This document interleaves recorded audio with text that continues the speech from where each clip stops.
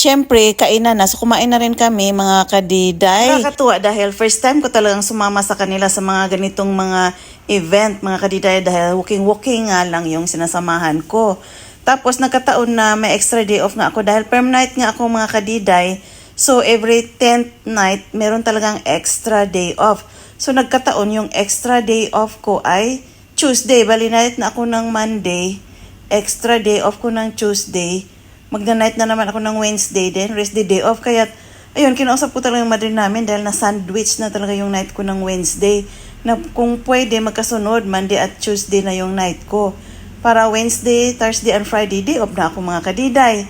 So, ayun, pumayag naman siya. So, kaya't nakasama ako dito. Nag-enjoy naman kami dito, mga kadiday. At saka, karamihan sa kanila ay kilala ko na din. Dahil nga, nakakasabay ko na sila sa pag-walking-walking namin. At saka yung leader din namin, syempre si Stephen, ay kilalang kilala talaga, mga kadiday. Kasi since from the beginning, sumasama na talaga ako dito, mga kadiday. Tapos, nagpatlak nga pala kami dito, mga kadiday. So, nagdadala kami ng mga pagkain. So, kung sino yung mga galing trabaho or katulad ko na walang mabit-bit, ayon, nagko-contribute kami ng tig $25 each. So, I think mahaba na tong vlog ko for today, mga kadiday. See you on part 4. Bye!